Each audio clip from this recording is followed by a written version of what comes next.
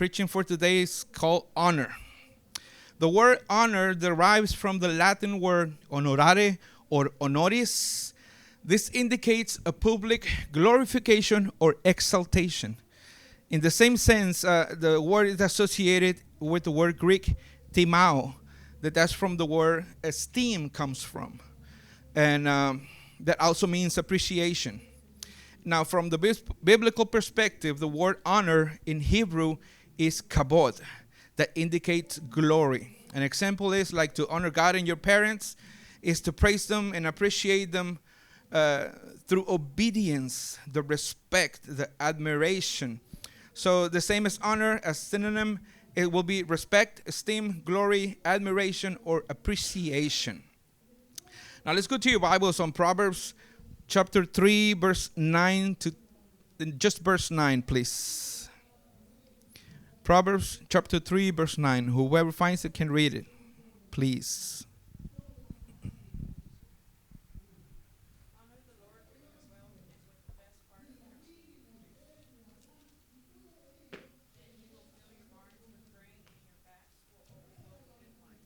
Good wine.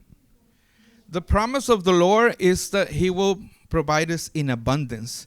But to receive this promise, we need to honor Him with the first of everything, the first fruit. My version said the first fruit of all your produce. What does your one says? No, the beginning. With the best part of everything you produce. Okay, we're not gonna come with God with the sack full of apples or stuff, because we don't do that. Bless you. But when we work, we get a check for all the time we spend there, and we separate a portion of that to honor God. Consider this. I don't know if I already talked about this, about offering. When you bring offering, you're actually bringing offering to God. What it is your life. Back then, they worked, they invest their life, sowing and planting, and whatever they produce, they will bring to God. But there was the time they invested in it. So the same time you invest in your job, whatever time you were decided and commit to your boss to be there and do the work that you say you were going to do, you receive an earning, and this earning is your lives. So whenever it's not wise or smart to just throw away your money or just spend it on whatever is not necessary or foolish, because it's your life you're throwing away. So the same way, when you bring to God your money, whatever it is, $1 or it is $100, is part of your life. It's not the quantity, it's the position in your heart that you say, God, this is what I can offer, and I give it with all my heart. Many times when you read the Bibles, and many verses that I've read when I go up and do the offering, it says to bring it with all your heart, to be grateful with it. Don't bring it with contempt or like, man, I got to do it. Everybody's watching me. I have to put the money. No, don't do that. You have to do it honestly. Even if it is $1, don't be ashamed. One time, I don't know si te acuerdas más cuando diezmamos de $10, de 100? $100 is what I make that week. So my tithe was $10. And I still have to give offering. It doesn't sound like a lot. Many of you guys can give more than that now. But at the time, what was right is $10, the tithe, and whatever offering I can give. It's not the quantity, it's what you want to do with it. Okay? You honoring God with that. And it says that your barns will fill with plenty, and your vats will be bursting with wine. And in the Spanish version, it says mosto, as the new wine. New wine is the best wine that you could get.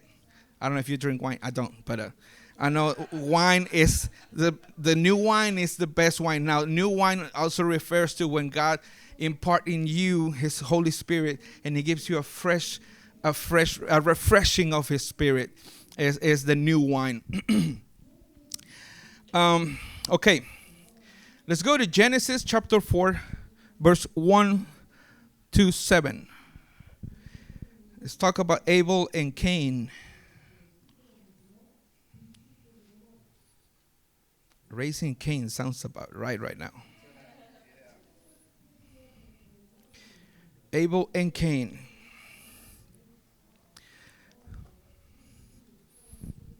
Anyone wants to read it? Verse 4, chapter 4, verse from 1 to 7. Now Adam knew Eve, his wife, and she conceived and bore Cain, and said, I have acquired a man from the Lord. Then she bore again, this time his brother Abel. Now Abel was a keeper of sheep, but Cain was a tiller of the ground. And in the process of time it came to pass that Cain brought an offering of fruit of the ground to the Lord. Abel also brought of the firstborn of his flock and of their fat. And the Lord respected Abel and his offering, but he did not respect Cain and his offering. And Cain was very angry, and his countenance fell. So the Lord said to Cain, Why are you angry? And why has your countenance fallen? If you do well, will you not be accepted? And if you do not do well, sin lies at the door, and its desire is for you. But you should rule over it. So many of us, we already heard about the story, and the importance here is the way their position in their hearts, like we're talking about offering. Cain, even though he know he had to bring offering, he just got whatever he could. He brought the offering. He brought the offering. He did the right thing, brought the offering. But when it talks to Abel, it says, I'm going to read my version, it says, and Abel also brought of the firstborn of his flock and of their fat portions, and the Lord had regard for Abel and his offering. So Abel took the detail of picking the best. When you want to please someone, and you want to give him a present, or you want to, make him feel good, you're going to look for something that he appeals or he likes or he chooses. How do you do this? Asking or trying to throwing hints, question about you knowing that information. Abel did the right thing because he wanted to honor God the proper way. We are children of God, and when we have to honor him as he should be honored. Now, when we honor God, it's not about how he's honored, but how we honor him. I'm going to try to explain myself. God is God, and he's worthy of honor, and we all going to come. We always come to church, honor him, sing, clap, praise, pray. But why we do it? Because we're Christians and that's what we're supposed to do? Or because you actually do it with the right position in your heart, and you know that he's worthy of everything, that everything you have belongs to him, is because of him. Everything you do, everything you became is because of him. So when you honor God, you have to do it with more excellence and put more effort to it. And this is every week. You don't come and do it once a year. You have to come with the same concept in your mind. You might have gone through a hard week, a difficult week, but you have to, once you come into church, leave those bags outside and come in and focus in God. When there's a part in the Bible that says you bring a sacrifice of praise. That's when you're coming through difficult emotions, the times that you can worship properly. You feel like you're not doing the correct way, but you force yourself to do it. You know that God has nothing to do with it, and you're going to worship him and honor him no matter what. You bring with all your heart, and you do this. And this comes to everything. Like, let me go forward. I'm going to jump. So when you come into church, you don't come just because you're a Christian. You come because you're a son of God, and you know you have to come before God and honor him because it's worthy of honor. You don't do it because it becomes, if you let it do it, it becomes a routine. That you know there's a Sunday, you have to get up at 7, get ready to be there. And if you're a minister, you have to be there an hour before. Now coming here on time to either you're a minister or you're a member of the church, you have to consider that as honoring God too. Not because, everybody's there, they don't need me, everybody's going to do their job. If you think about it, everybody could think the same thing and everybody's going to be here late. It's okay, brother, we'll take care of it. And brother will think the same thing as you, and you don't come early, and you don't come early, and whatever you need to do, it's not done properly. I didn't write that. No escribí el versículo de Malaquías. There's a verse in Malachi when God is getting mad at the priest because they decide they were just taking the service of the Lord like, okay, it's Sunday, let's go do it. Amen, hallelujah, bye. And God got mad at them. He said, have you tried to give the bad offerings, the bad sheep or the what do you call it, the one with no eyes or damaged animals, bring it to your king? Have you dared to do that? Bring it to your king, an offering like it is halfway. See how he takes it. How much more God? One time Ismael said, ministering is like a job. Yes, it is. But it's the greatest job you could ever have. And with the greatest provisions, with the greatest pay, if you want to do it. So whenever you're going to honor God, you do it all the way. Don't do it halfway. You're not honoring God. There's no such thing as half honor. Either you honor or you don't honor. When you give offering, I already talked offering. When you give tithing, 10%, it didn't say 10.789%. 10%. It's very easy to calculate that. Kids from elementary will know how to do that. The 10% of everything. You separate the money. One thing that we always, take for granted is we trying to outsmart God in many ways. Money, attitudes, saying. One time I preached here about the right words and right answers because us as Christians being in church, even from little or a few years in church, there's questions and you know the right answers. But what about the right attitude about that answer? You know that you're supposed to honor your mother and your father is one of the verses we're going to read. But are you actually doing it? I'm not going to look at anybody, okay? But we know the right answers, but what about the right attitude about it? The right actions. You could be like the role model brother in church, but in your workplace, they have a very minimum appreciation of you because you're not doing the right thing. Because you're Christian, you don't want to put too much effort. You don't want to do the right thing. You're always talking about bad about your coworkers. I'm not saying who is doing that right now, but I'm just throwing at it. Your actions supposed to back up your label of Christian. I will never go to a job saying I'm a Christian. I will let them find out from themselves, because your behavior, your whatever they see through you is whenever they're gonna evaluate you. And you might be there for months and you say, nobody here know I'm a Christian. But eventually one of them is going to come and say, hey, bro, can you pray for my dad or my mom? I'm going through this situation. Then you know it's working. And all your efforts have come through. And you honor God with this. Because people leave that place knowing that is a good man of God. That is a good Christian. I've seen him trying to do the right thing, and he's done it. Okay. John 12:26. I'm going to read it for you. If anyone serves me, he must follow me. And where I am, there will be my servants be also. If anyone serves me, my Father will honor him. Jesus' words. And the word server here, or bondservant, is the same as a slave. You're going to serve God. God paid a price for you. You belong to him. And whoever honors whatever Jesus commands us to do or teach us to do, we honor God in the same way, in the same respect. Romans chapter 13, verse 7, it says, pay to all what is owed to them. Taxes to whom taxes are owed. Revenue to whom revenue is owed. Respect to whom respect is owed. Honor to whom honor is owed.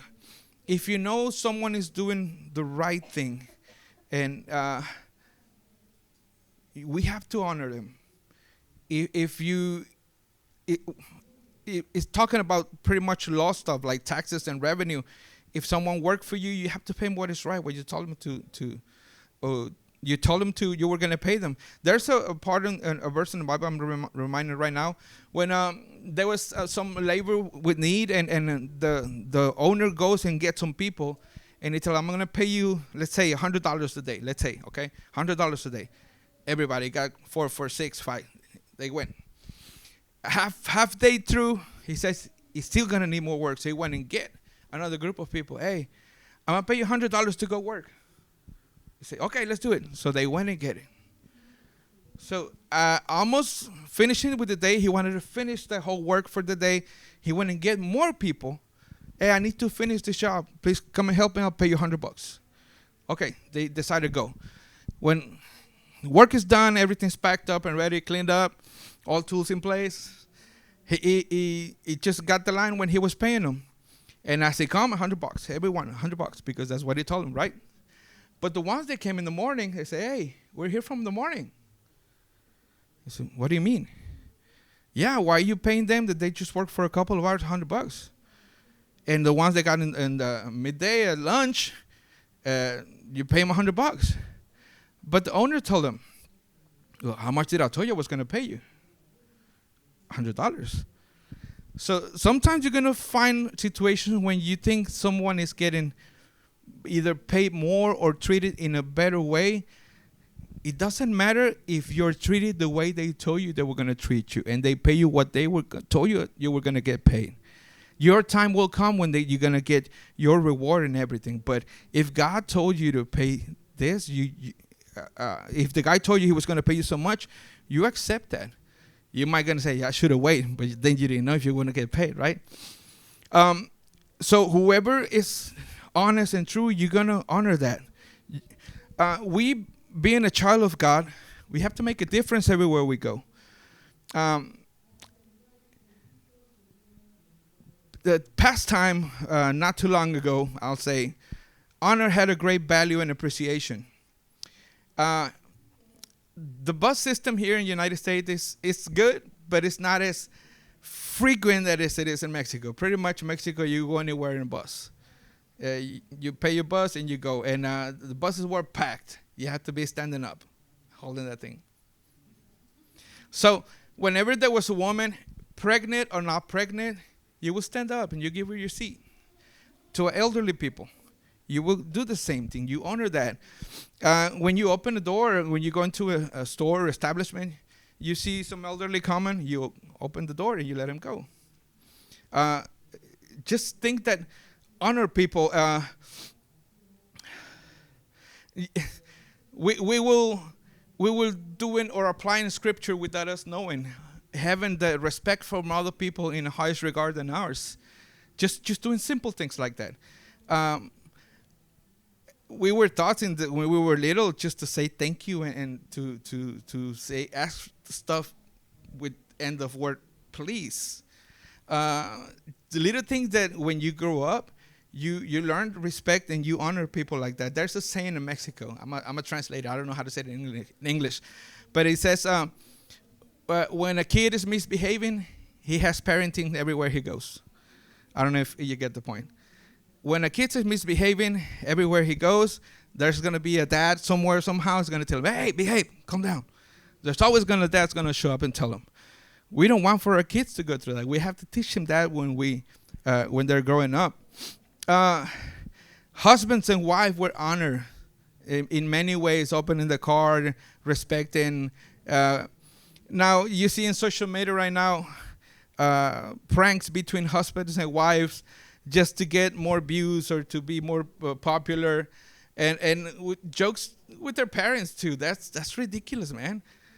I don't know. People feel so entitled right now. I don't know what they're entitled of, but when you open the door for an elderly person who's coming, there's always a smart guy that goes right into before the guy and even look at you like, you're obligated to do that. I don't know. Sometimes I don't. No. But now in ages, And now this happens outside in the world, not here in church, okay? Not here. We need to teach our children to say thank you and please. If you teach them that since they're kids, they're gonna grow up with that manners, and your kid's gonna be appreciated everywhere he is. Everywhere's gonna tell you, "Oh, your kid's so good," and just to honor God, because when you if you don't teach your kid to respect older people or adult people, they will never respect their teacher, their boss, the police, nothing. All of that's causing outside in, I don't know, there's many things to go through, but if they don't learn from little, they're not going to be taught when they're grown up. It's not going to, until something, drastically happen in their lives, that's when it's going to happen. Exodus 20:12 says, honor your father and your mother, that your days may be long in the land of the Lord your God is giving you. I'm going to sit right here for a little bit. Who here is a son or a daughter? Everybody, of course, yeah. So it's God is so smart when He writes stuff, and it's for our own benefit. What I'm saying this, because it says honor your father and your mother, because they were good to you and they teach you right. Did I miss that? No, right? It says honor your father and your mother, comma, that your days may be long in the land of the Lord your God is giving you. It's not if they deserve it. You do this because you want to honor God through this. You might feel, well, you don't know my dad. You don't know my mom. She has a heavy chancla. You don't know that. But if you got the chancla, it's because you needed it. But when you honor your parents, whatever you do, not just attitude. If you work and you get a check and you get paid and you're still living in your parents' house, help out. Help out. Provide. Not because they need it. Don't go ask them what you need. No, if you see it, go do it. Provide it. Buy it. You're honoring them without they don't have to ask you for stuff. Honestly, they're not going to ask you for stuff. Us parents, we the last thing we do, the last thing we want is to ask our children to help us. Sometimes we do need it, and we do ask it. But you as a son, don't wait until you see the need. Ask God, or even you could ask your mom, your dad, if you have the confidence to do it. But bless them. If even your dad is working, even if your mom works or not, you give them some money at a week, like they used to give you when you were little. Anyone remember? We get a allowance. That's what I call allowance. Yeah. Do we earn it? No, we're just sons. They'll give it to us. You do the same thing when you're older and you're getting a check and you provide it. You don't know the blessing that you will unlock for your lives. You will be blessed by God. It's in His Word. One of the preaching the pastor did like a few months back is that you look for the promises that God has in His Word, and He's like sealed that He will do this for you because He wrote it. Not a prophet said this, one of the kings said this, one of the men of God said, no, this is God's word directly from His mouth. It's even in the 10 Commandments. This specifically, this verse. Ephesians 6:2-4 says, honor your father and mother. This is the first commandment with the promise that it may go well with you and you may live long in the land. Fathers, do not provoke your children to anger, but bring them up in this discipline and instruction of the Lord. The second part of the verse, many sons bring it to their dads, to their parents, says, God says that you will not provoke me. Yeah, but you didn't read the first 2 verses, right? It is a work in the family, but the whole point is if you do what is right in the Lord and do it wholeheartedly, not just because you got to do it. You do it with all the intention in your heart, then you will be blessed. Now let's jump to Ephesians 6, 5 to 8. Anyone help me read it, please? Ephesians chapter 6, 5 to 8. Never mind, it's about a minute. I'm going to read it. Bondservants, obey your earthly masters with fear and trembling, with a sincere heart, as you will Christ, not by the way of eye service as people pleasers, but as bondservants of Christ, doing the will of God from the heart, rendering service with the good will as to the Lord and not to man, knowing that whatever good anyone does, this he will receive back from the Lord, wherever he is a bondservant or it is free. Nowadays, if you're trying to talk about slavery, and they'll come out with a lot of negative stuff with the backstory about it, of course.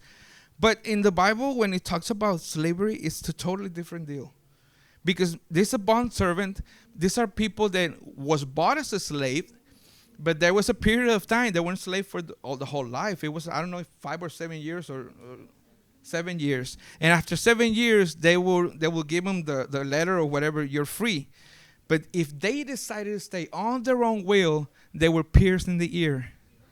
So they will know, I'm here because I want to serve you, like an employee or whatever. But you were still called a servant, a slave. Now, it says here that you do it like if you were doing it to Christ. And this is not the Old Testament. This is Ephesians. It's in the New Testament after Christ was died and resurrected.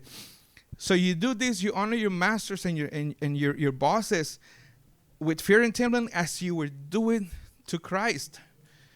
And it says, not by the way of eye service or a people pleaser, not just because, master here and over there, I forget you. You do it honestly, because all these attitudes, all this honor stuff, God sees you, either you want to do it or not. Even if you do it with the wrong heart, God will see that you're doing it wrong. So you will be confronted by it. And whenever you want to someone to respect you and to honor you, what you sow is what you reap. So if you do it honestly and wholeheartedly, you will have people that help you out and honor you as you were doing it with the people that you were under position, under the service. Time is out. Okay. I'm going to jump to Hebrews chapter 13, verse 17. Obey your leaders and submit to them, for they are keeping watch over your souls, as those who will have to give an account. Let them do this with joy and not with groaning, for what will be of no advantage for you. So when you are in a ministry and you have a leader, give him a chance for them to commit mistakes, for them to do the wrong thing. They're humans like you, because when you're in a position, it's not if, but when you commit mistakes, you want to receive the same treatment as you treat them when they commit mistakes. And if you show a compassion or a support towards them when they commit mistakes, you don't know the bond that you two create as a leader and a minister. And whenever you get into position, then you will know how a leader can go through this different situation and how to work with them. Sometimes you'll be smarter in the way that you could manage different situations. It's okay. Leave it up to God. Don't let your anger. Honestly, my wife's here. I'm the first one to react more emotionally than actually sit down, pray about it, and do it properly. She many times have to calm me down because I wanted to do the wrong thing. The wrong thing in others' eyes and my eyes could be the right way, but no. But you always try to honor God and glorify God, even against your emotions and your feelings. Honor honestly with all your heart. I can leave this for you guys.